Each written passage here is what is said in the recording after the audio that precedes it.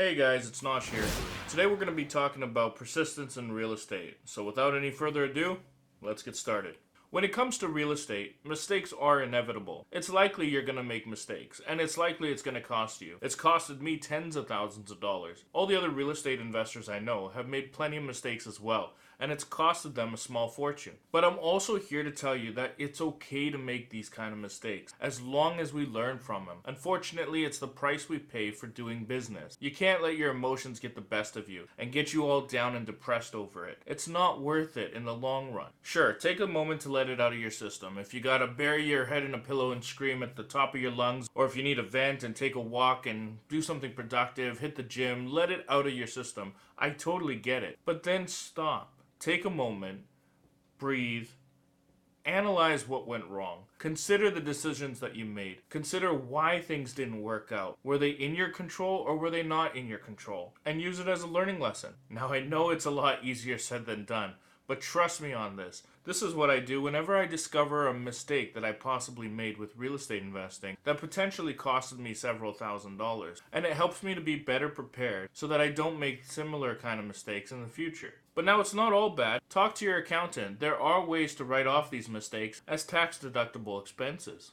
It's important to realize that there may come a time where you come across adversity or some form of barrier that might get in your way. Whether it's saving up for a down payment, whether it's finding a suitable tenant, whether it's undergoing the experience of having rented to a wrong tenant, whether it's hitting a barrier with the debt service ratio, etc. Now, if there's one thing that history has taught us, it's that those who achieved greatness were those who didn't give up whenever they hit a challenge, some form of adversity that threatened to get in their way. Thomas Edison, who failed 1,000 times before inventing the light bulb, is a famous case that I'm pretty sure you've heard about. But how many people know that the very first business Bill Gates and Paul Allen started, Trafo Data, failed miserably? Albert Einstein didn't learn how to speak until he was 4, and he couldn't get a job in physics for 2 years after graduation. Jim Carrey used to be homeless before he made it as one of the best comedians of his era. Robert Kiyosaki, the author of Rich Dad Poor Dad, was broke and homeless. His first business that he worked hard on failed because of an oversight to patent the idea of inventing the first nylon and Velcro surfer wallet. Oprah Winfrey was born into poverty, raped at age 9, and pregnant at age 14, whose son unfortunately passed away at infancy. Ray Dalio, who's the founder of Bridgewater and Associates, at one point lost so much money that he had to terminate his employees one by one until it was only him left running the company. Unfortunately, not even that was enough. He had to borrow $4,000 from family until he could sell his second car. It would have been all too easy to pack up shop and consider his business a failure. But through his persistence, Ray Dalio ultimately brought his company back up and became one of the 100 richest people in the world. Steve Jobs, famously known as the founder of Apple, helped create the company with his partners Steve Wozniak and Ronald Wayne back in 1976. Only 9 years later, his board of directors decided to fire him from what's arguably his own company. In subsequent years, Apple would find their company deteriorating and on the verge of bankruptcy.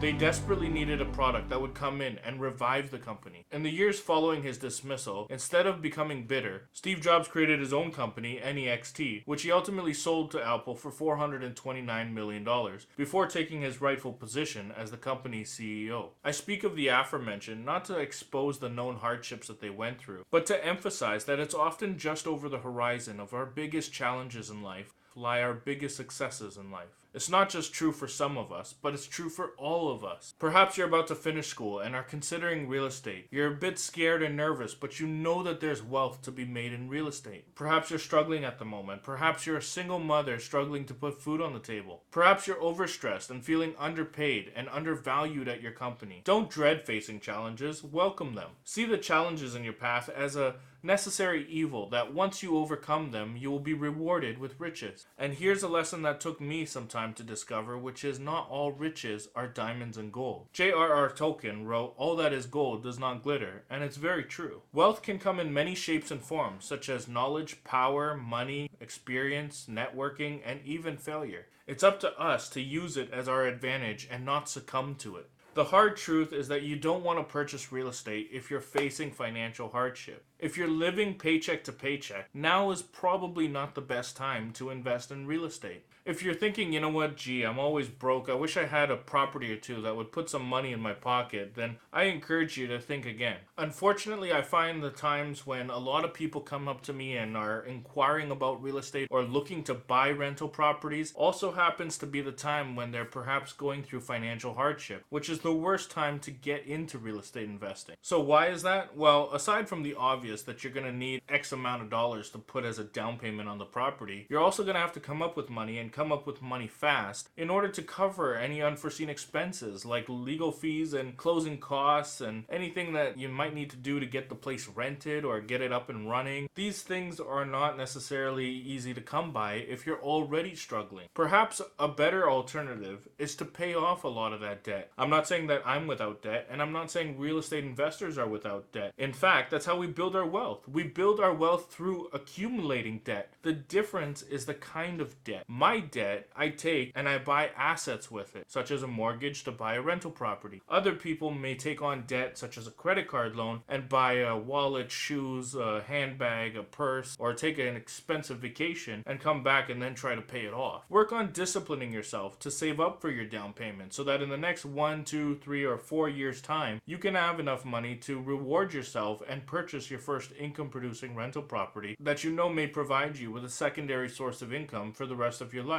Also invest in your knowledge when it comes to real estate and rental properties. Take the time to understand how to do basic home repairs around the house so that you don't need to hire somebody to take care of something that you might be able to do yourself. Watch YouTube videos, read books, go online, network, talk to people, do as much as you possibly can. You know, the thing about learning is you don't know what you don't know. From my own experience, whenever I came across a topic that I wasn't too familiar with, like tax lien certificates or private lending, for example, instead of researching just a little bit or reading a blurb on it, I would actually go buy 2, 3 books on it and really familiarize myself with more than just 1 or 2 viewpoints. The plus side about doing that is by the time you're financially in a position and ready to invest in your first income-producing rental property, you will also have a strong knowledge base so that you could potentially avoid a lot of the early mistakes starting out, and potentially you may feel that you're in a better position with less stress to go at it full speed. You'll find that your stress is reduced because your question marks are perhaps now turned into answers. You'll find that your spending habits changed because perhaps you'll realize that $1 in your pocket is better than $1 in somebody else's pocket. You'll have a chance at holding on to the rental property because you may not just take the cash flow and go spend it on anything that you may desire. Instead, you might take that positive cash flow and learn to reinvest it so that your money can make you even more money and you can grow your wealth. Real estate investing is not a race. You're not competing with anybody except yourself. Take a look at where you were 12 months ago. Take a look at where you are now and consider where you want to be in another 12 months' time. Create a game plan of how to get there and then implement it. Now, you might hear people talk about how they buy a property every 6 months or